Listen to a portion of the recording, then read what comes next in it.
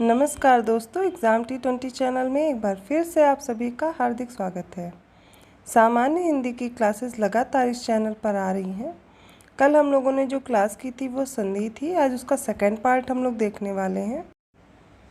पिछली क्लास में हम लोगों ने स्वर संधि पूरी कंप्लीट कर ली थी। हमने संधि के 5 भेद पढ़े थे, स्वर संधि के, वो पाँचों भेद कंप्लीट कर लिए थे। आज हम लोग को व्यंजन संधि और विसर्ग संधि को पढ़ना है। ये जो हिंदी की क्लासेस चल रही हैं, ये जो भी प्रतियोगी परीक्षाएं हैं जिनमें भी हिंदी पूछी जाती है उन सभी के लिए काफ़ी महत्वपूर्ण है। जो भी बच्चे अभी यूपी SSSC वीडियो एग्ज़ाम देने जा रहे हैं या उसके साथ साथ जूनियर असिस्टेंट का एग्ज़ाम होना है, ग्राम पंचायत अधिकारी का एग्ज़ाम होगा या RO ARO जैसे एग्ज़ाम में, सभी के लिए इतनी इम्पॉर्टेंट है। तो आप सभी लोग क्लास के साथ प्रैक्टिस ज़रूर कीजिए, क्योंकि प्रैक्टिस सेट लगातार इस चैनल पर अवेलेबल कराए जा रहे हैं। तो चलिए स्टार्ट करते हैं। इससे पहले की क्लास आप लोग इस चैनल पर विज़िट करके देख सकते हैं। प्लेलिस्ट बना दी गई है, हिंदी की प्लेलिस्ट अवेलेबल है, उसमें आप लोग चेक कर लीजिए। हिंदी की सारी क्लासेस एक जगह मिल जाएंगी। उनके साथ साथ हर चैप्टर के क्वेश्चन भी कराए गए हैं, वो भी आप लोग देख सकते हैं। साथ में मॉक टेस्ट भी हैं।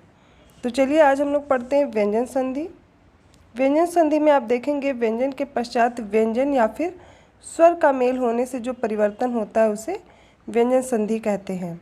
जैसे दिक् और गज, इसमें क्या है, दोनों देखिए व्यंजन आपस में मिल करके क्या बन रहा है, दिग्गज। इसी तरह सुप और अंत, पा और आ, पा क्या है, ये है व्यंजन और बाद में उसके स्वर आ गया और किस में कन्वर्जन हुआ, बा में, तो उसको बोलते हैं सुबंत। अब ऐसा क्यों होता है, व्यंजन संधि के कुछ हमें नियम पढ़ने पड़ेंगे, उनके नियम देख लेते हैं। सबसे पहला नियम देखते हैं, वर्ग के पहले वर्ण का तीसरे वर्ण में परिवर्तन।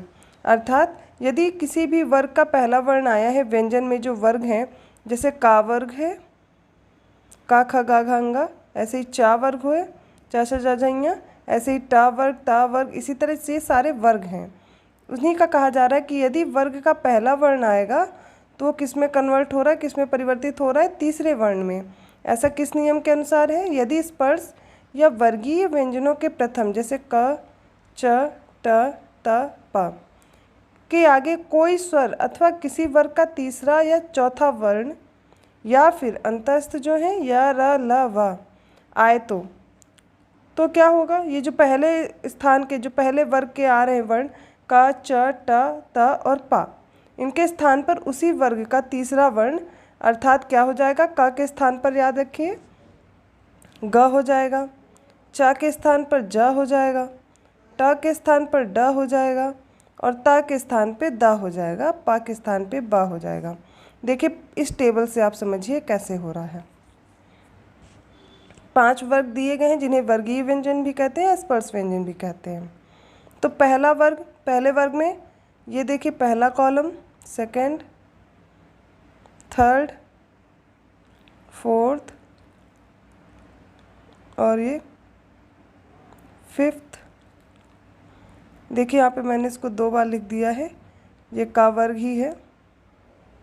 फिर से देख लेते हैं, ये यहाँ पे दिया भी हुआ प्रथम वर्ण, दूसरा, तीसरा, चौथा और पांचवा, इस तरह 5 वर्ग दिए गए हैं। और इधर से भी देखिए का वर्ग, च वर्ग, ट वर्ग, ता वर्ग और पा वर्ग। अब इसमें रूल के हिसाब से देखते हैं,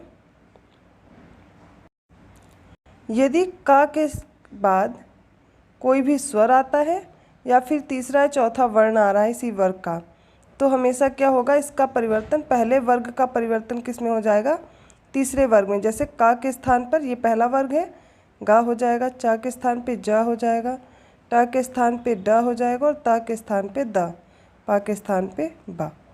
ऐसे याद रखिएगा। चलिए आगे समझते हैं। का गा होना अर्थात दिक् अंबर, का के बाद क्या दिया गया है, स्वर दिया गया है, तो का तीसरा वर्ण कौन सा है, गा में परिवर्तन हो रहा था तो क्या हो जाएगा, दिगंबर। इसी तरह वाक और ईस में देखिए, जब संधि विच्छेद दिया गया वाक और ईस, इसका करेंगे तो इसमें संधि करने पे आप देखेंगे का क्या होगा, गा में परिवर्तन हो जाएगा, वागीस हो जाएगा। इसी तरह चा का देखिए, जा में होगा अच अंत, चा की जगह क्या हो जाएगा, जा हो जाएगा, अजंत हो जाएगा। यहीं पे अगला उदाहरण देखिए, अच आदि, अर्थात चा का यहाँ पर भी जा हो रहा है, जा में परिवर्तन तो अजादि हो जाएगा। ये क्या है, व्यंजन संधि के पहले नियम के अनुसार है। और भी देखते हैं उदाहरण। अब देखिए टा, टा का क्या है, डा हो जा रहा था, क्यों, क्योंकि टा ठ डा, तीसरा वर्ण क्या है, टा वर्ग का डा होता है। तो सट आनन, टा का इसमें परिवर्तन कर दीजिए, डा में क्या हो जाएगा, सडानन। इसी तरह सट दर्शन मिलकर के हो जाएगा सट दर्शन। ता की जगह क्या हो जाएगा, दा, सत आचार सदाचार। जगत आनंद, ता को दा में बदलिए, जगदानंद। उद्योग को भी बदलिए, उद्योग हो जाएगा। पा की जगह पे बा होगा, जैसे सुप अंत दिया गया है, तो इसमें याद रखिए पा की जगह पे हमें इसका तीसरा वर्ण लाना है, प फ बा, बाया ना, सुबंत हो जाएगा। इसी तरह अप अजा का हो जाएगा अब्ज, याद रहेगा। ये तो पहला नियम था, ठीक है, पहला नियम याद रखिए। कैसे याद रखेंगे, देखिए जो भी स्पर्श व्यंजन हैं उनके, जैसे कि का वर्ग, चा वर्ग है ना, टा, ता, पा, बा, ता और पा, ये जो है, जो 5 वर्ग हैं, या इनके बाद अगर स्वर आता है, कोई भी स्वर आ जाए, या फिर इनके बाद तीसरा या चौथा वर्ण आए इन्हीं वर्ग का, या अंतस्थ व्यंजन आ जाए, या र ल व, तो क्या होगा, जो इनका पहला वर्ग है का तीसरे वर्ण पे क्या आएगा, जैसे गा, उसमें परिवर्तन होगा, तो पहले वर्ण का तीसरे वर्ण में हमेशा परिवर्तन हो जाएगा। ये पहला नियम है। अब दूसरे नियम को मैं याद करवाने की कोशिश करती हूँ।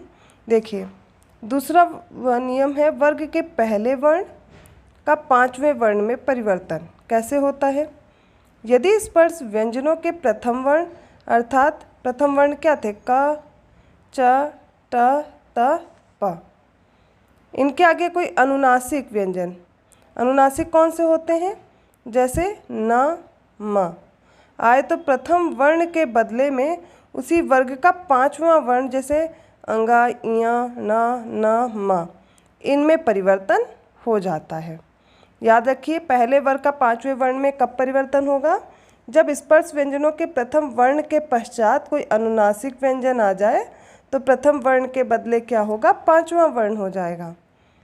यहाँ पर भी समझते हैं, जैसे क, च, ट, त, प, इनके बाद न या म आए, तो इसकी जगह पे क्या होगा, का की जगह पे अंगा हो जाएगा, चा की जगह पे इया हो जाएगा, टा की जगह पे ना हो जाएगा, ता की जगह पे न, और पा की जगह पे मा। याद रहेगा। चलिए इसी के उदाहरण अब हम लोग पढ़ते हैं।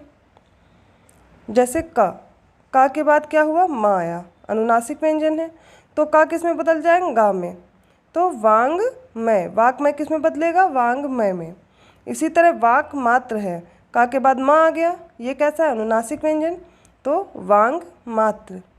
रुच मय, चा की जगह चा के बाद क्या आया है, अनुनासिक व्यंजन म, तो यहाँ पे क्या हो जाएगा, रुन्मय। टा का क्या हो जाएगा, ड़ा में परिवर्तन। षट मास, टा का 5वां वर्ण ड़ा है, तो सन्मास। इसी तरह सटमुख, तो हो क्या हो जाएगा, सन्मुख। याद रहेगा। ता की जगह पे ना का परिवर्तन, क्योंकि ता का 5वां वर्ण क्या है, ना होता है। सत के बाद देखिए म अनुनासिक व्यंजन आया, तो यहाँ पे हो गया सन्मार्ग। उन्नति, तो यहाँ पर ता क्या होगा, ना में परिवर्तित हो जाएगा, उन्नति। ऐसे ही पा किसमें होगा, अपमय, पा का 5वां वर्ण माँ होता है, तो क्या हो जाएगा, अम्मय। ये हो गया दूसरा नियम, जिसमें पहला वर्ण 5वें वर्ण में परिवर्तित हो रहा है। अब व्यंजन संधि का तीसरा नियम समझते हैं, छ संबंधी नियम। ये क्या है, जब किसी ह्रस्व या दीर्घ स्वर के आगे छ आता है, तो छ के पहले चा आ जाता है। जैसे कि परी और छेद, तो यहाँ पे ई क्या है, ई स्वर आ गया, उसके बाद छ आ गया, तो क्या हो जाएगा, छ से पहले क्या लग जाएगा, च, ऐसे। तो परी और छेद, इसमें क्या लगाना, छ से पहले आधा च, परिच्छेद। ऐसे आ और छादन, पहला है स्वर और उसके बाद आ गया व्यंजन छ, तो यहाँ पर क्या करना है, आधा चा लगाना है, आच्छादन। अगला देखिए लक्ष्मी छाया, ई स्वर और छ व्यंजन, लक्ष्मी छाया, आधा चा लगाइए। ऐसे पद छेद, आ आया है और आके बाद छ आ गया, तो पद छेद। ग्रहच्छिद, ग्रहच्छिद्र। ये हो गया छ का नियम। तीसरा नियम कौन सा है, छ का नियम। पहले वाले नियम के अनुसार याद रखिए, पहले वर्ग का परिवर्तन पहले वर्ण का तीसरे में हुआ। दूसरे नियम के अनुसार पहले वर्ण का परिवर्तन पांचवें वर्ण में हो गया। तीसरा अनुनासिक व्यंजन आएगा तो वो वाला नियम हो गया, क्या होगा, पांचवा वर्ण बदल जाएगा, ये वाला। ठीक है, और 6 का नियम हमने समझ लिया तीसरा।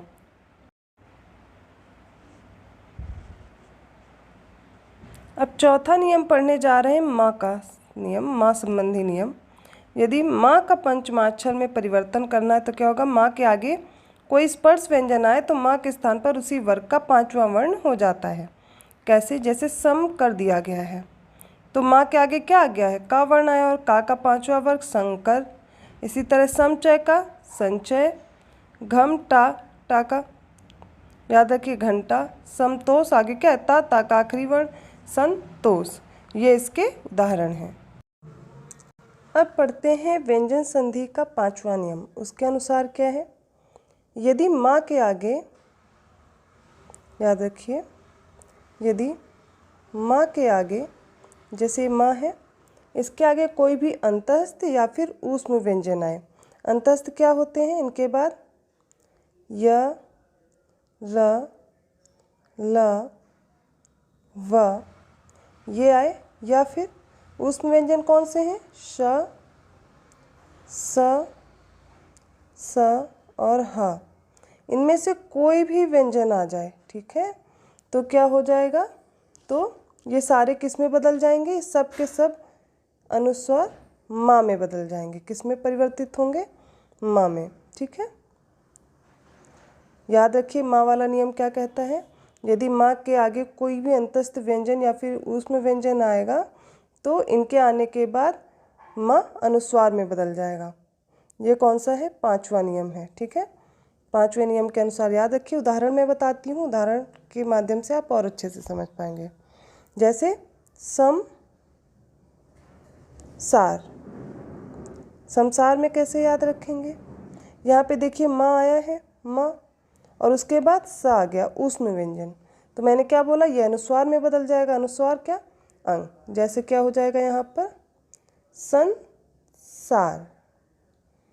अगला उदाहरण देखते हैं, सम योग, अंतस्थ व्यंजन आ गया माँ के बाद तो किस में बदल जाएगा, अनुस्वार में, क्या हो जाएगा, संयोग। इसी प्रकार स्वयं और वर, इनकी संधि करेंगे तो माँ किस में बदलेगा, अनुस्वार में, और हो जाएगा स्वयंवर। ऐसे ही समरक्षा, क्या हो जाएगा, संरक्षा।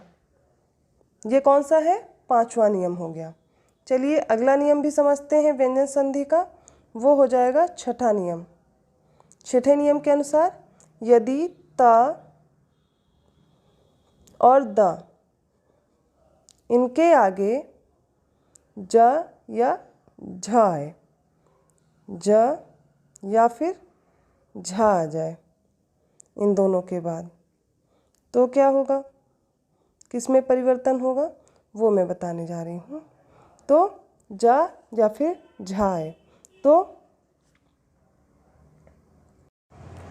क्या होगा, ये ज झ किस में परिवर्तित हो जाएंगे, जा में। किस में, जा में। उदाहरण देखते हैं, जैसे कि उज्ज्वल, तो क्या होगा, ता के बाद क्या आया है, जा आया है, तो किस में परिवर्तित होगा, जा में। तो यहाँ पर क्या हो जाएगा, उज्ज्वल। माफ़ कीजिएगा, ये आधा ही है, उज्ज्वल। ठीक है, ऐसे ही विपद जाल, विपद जाल, इसको कैसे करेंगे, इसकी संधि, तो दा किस में, दा के बाद जा आया है तो किस में कन्वर्ट होगा, जा में ही। तो यहाँ पर फिर से हो जाएगा विपद जाल। और उदाहरण देखते हैं, जैसे सत और जन, ता के बाद जा आ गया है तो क्या हो जाएगा, ता किस में, जा में बदल जाएगा। कैसा हो जाएगा संधि करने पे, सज्जन। समझ आया? अगला उदाहरण देख लीजिए, एक सत जाति। सत जाति, तो ये किसमें इसकी संधि होगी? सत जाति में।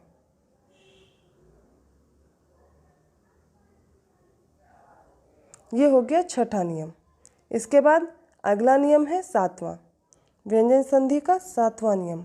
याद करिए, इसके अनुसार यदि त और द के आगे श आए, श क्या आ जाए? श। कौन सा वाला? सलजम वाला। तो यहाँ पर ता दा का क्या हो जाएगा? याद रखिए च, और श की जगह पे क्या हो जाएगा? श। ठीक है। और समझिए, ता या फिर द के आगे हा है, हा, तो क्या होगा? ता का द और हा का धा हो जाएगा। ठीक है, उदाहरण से समझते हैं। पहले नियम फिर से सुन लीजिए, आप लिखना चाहे लिख सकते हैं। यदि त द के आगे श आए तो त द का चा हो जाएगा और शा का छा हो जाता है।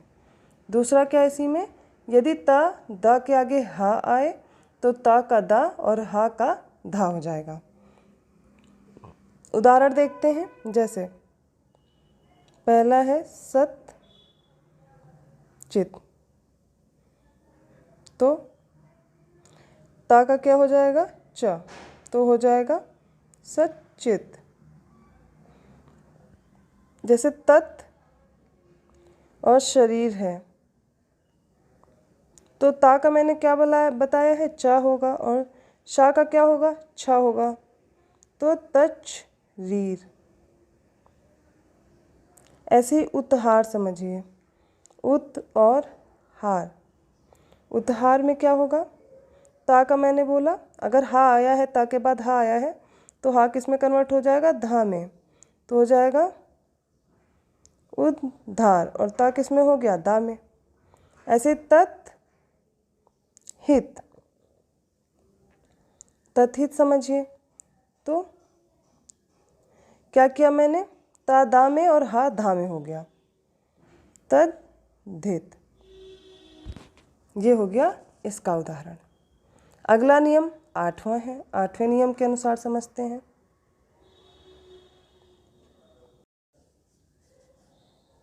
अब व्यंजन संधि का आठवां नियम समझते हैं। यदि च या फिर ज, च या फिर ज के बाद ना आए तो न के स्थान पर क्या हो जाएगा? यहाँ। ठीक है, इसका उदाहरण जैसे यज न, तो यहाँ मिल जाएगा जा से, यहाँ इसे रिप्लेस करेंगे, परिवर्तित, तो हो जाएगा यज्ञ। इसी तरह याच, और यहाँ पर है न, तो यहाँ पे क्या हो जाएगा? यांजा। ये हो गया आठवां नियम। अब नवां नियम समझते हैं, 9th नंबर का, जो व्यंजन संधि का है। इसके अनुसार यदि अ, आ इनको छोड़कर किसी भी स्वर के आगे सा आए तो सा के स्थान पर षटकोण वाला सा होगा। कौन सा वाला सा है? पहले तो ये देख लो। यदि स्वर कोई भी हो, सिर्फ अ और आ को छोड़कर, इनके बाद यदि सा आता है तो इसके स्थान पर कौन सा वाला सा हो जाएगा? ये। उदाहरण समझिए, जैसे अभी और शेख। अभिषेक होता है, ये किस में हो जाएगा? ई आया है यहाँ पर, ई, और ये हो गया सा, तो यहाँ पर कौन सा सा हो जाएगा? अभिषेक संधि। ऐसे ही वी और सम, कौन सा सा हो जाएगा? अब याद रखिए, ई आया है ना, वी सम। इसके बाद का उदाहरण देखिए, जैसे निषेध। ई स्वर है, उसके बाद सा आ गया तो क्या हो जाएगा? निषेध। और उदाहरण देख लेते हैं, जैसे सुप्त, सुसुप्त। तो यहाँ पर ऊ आया है वर्ण, तो क्या हो जाएगा? सुसुप्त। ये 9वें नियम के अनुसार है। अब व्यंजन संधि का 10वां नियम क्या कहता है वो भी देख लेते हैं। 10वें नियम के अनुसार समझिए, सा, इस सा के पश्चात ता या था आ जाए, ता या फिर था, ऐसे लिखिए। इस सा के बाद ता या फिर था आ जाए तो उसके अनुसार पर क्रमशः यहाँ पे टा हो जाएगा और यहाँ पर ठा हो जाएगा। उदाहरण समझे, चलिए देखते हैं। उदाहरण है पहला, आकृस और ता। तो मैंने क्या बताया, ता किस में कन्वर्ट हो जाएगा? टा में। तो यहाँ पर इसका संधि क्या होगी? आकृष्ट। ऐसे ही दूसरा उदाहरण लीजिए, तुस त। तो सा में ता किस में कन्वर्ट होगा? टा। तो यहाँ पर हो जाएगा तुष्ट। इसी प्रकार पृस और था किस में बदलेगा? ठा। तो हो जाएगा पृष्ठ, यहाँ पे हलंत लगा हुआ है। अगला देखिए, सस और था किस में बदलेगा? ठा में, तो षष्ठ हो जाएगा। ये नियम समझ में आया। अब 12वां नियम है, व्यंजन संधि का आखिरी नियम है। इसके अनुसार समझिए, री, र और षटकोण वाला सा, इसके बाद ना आए और इनके मध्य में कोई स्वर का वर्ग, पा वर्ग, अनुस्वार या जो कि या व हा, इनमें से कोई भी वर्ण आए तो ना की जगह पे डा हो जाएगा। देखिए थोड़ा लंबा सा है, मैं लिख के समझा देती हूँ। री, र और सा के बाद, इनके बाद ना आए बाद, और इनके मध्य में कोई स्वर हो या का वर्ग का कोई वर्ण हो या फिर पा वर्ग का कोई वर्ण हो, अनुस्वार हो या फिर या व हा, इनमें से कोई वर्ण आए तो हमेशा ना की जगह पे क्या हो जाएगा? डा हो जाएगा। ये ठीक है, फिर से रूल समझिए। री, र और सा, इनके बाद ना आए और इन दोनों के मध्य में कोई स्वर हो, का वर्ग का वर्ण हो, पा वर्ग का वर्ण हो, अनुस्वार हो या फिर या व हा हो, ये इनके मध्य में आ जाए तो हमेशा क्या होगा? ना की जगह पे ना हो जाएगा। उदाहरण देखिए, जैसे भर और अन, भर और अन, तो मध्य में क्या आ गया? ये रा है, ठीक है। री, रा, सा में से रा आ गया पहला, तो ये, और क्या आ गया? ना आया है इनके बाद में, लेकिन मध्य में क्या आ गया? स्वर आ गया। तो क्या हो जाएगा? ना किस में परिवर्तित हो जाएगा? ना में। तो हम लोग क्या कर देंगे? भरण। इसी प्रकार भूस, भूस अन। अब भूषण में देखिए, भूस और अन का संधि करिए तो यहाँ पर क्या आया है? सा और ना, इनके मध्य में स्वर आ गया तो क्या हो जाएगा? ना की जगह ड़ा हो जाएगा, भूषण। ऐसे ही राम, राम और अयन, रामायण का संधि विच्छेद आता है, बहुत बार पूछा गया है, आना चाहिए ये। कैसे? मैंने बताया, ये रामायण में यहाँ पर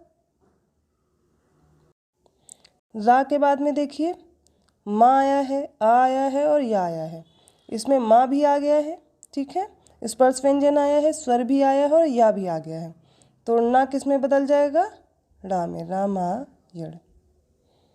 इसी प्रकार परि और मान का करिए, क्या हो जाएगा? परिमाण।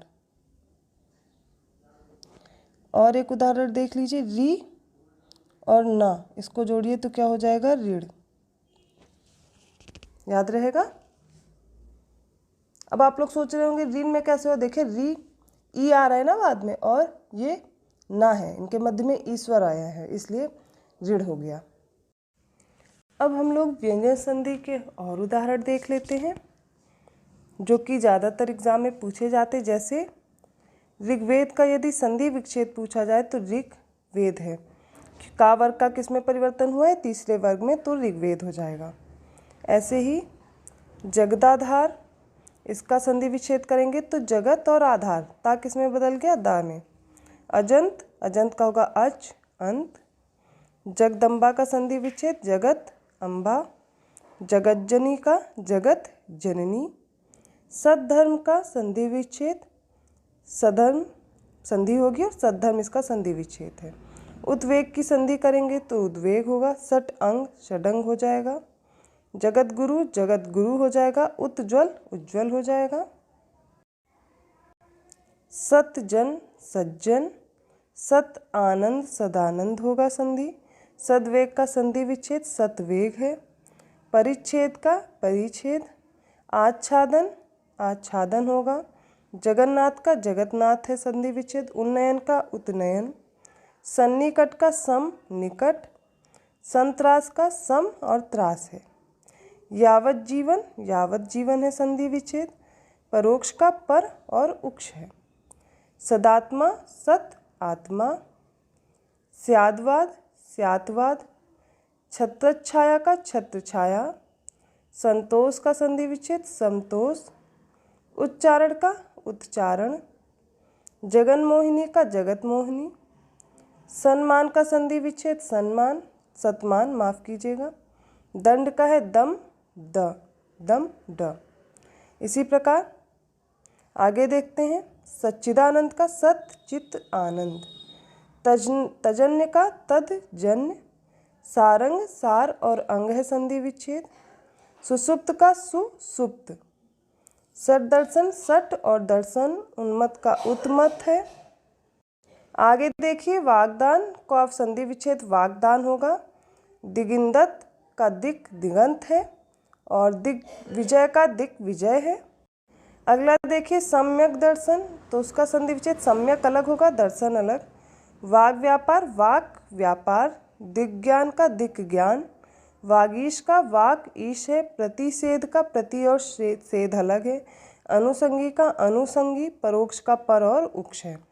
तो इस प्रकार हमने सारे व्यंजन संधि के उदाहरण देखे और पूरी व्यंजन संधि समझी। सारे नियम मैंने एक एक करके समझाए हैं। आप नोट्स बना करके शॉर्ट में लिखते रहिए जिससे आप कभी भी रिवाइज कर सकें और साथ में इन उदाहरण की मदद से प्रश्न जो भी पूछे जाते हैं वो आपको याद रहेंगे। तो अभी आज हमने कंप्लीट की है व्यंजन संधि। अगली क्लास में हम लोग विसर्ग संधि अच्छे से कंप्लीट करेंगे। एक एक करके हम संधि विच्छेद देखते जा रहे हैं, एक एक संधि समझते जा रहे हैं और आपको कोशिश ये करनी है कि इनके साथ साथ जो भी प्रीवियस ईयर पेपर आए वो आप सॉल्व कर लीजिए। कल की क्लास के बाद मैं संधि के प्रश्न सभी एक साथ आपको लगभग 100-150 प्रश्न एक साथ में आपको हल करवा दूंगी। तो वीडियो अगर अच्छा लगा तो प्लीज़ लाइक करना मत भूलिए, चैनल को सब्सक्राइब कीजिए और लोगों को शेयर कीजिए वीडियो। साथ में मॉक टेस्ट भी अवेलेबल हैं चैनल पर, उनको भी आप देखते रहिए, लगाते रहिए। आपको वीडियो कैसा लगा कमेंट करके हमें ज़रूर बताइएगा। धन्यवाद।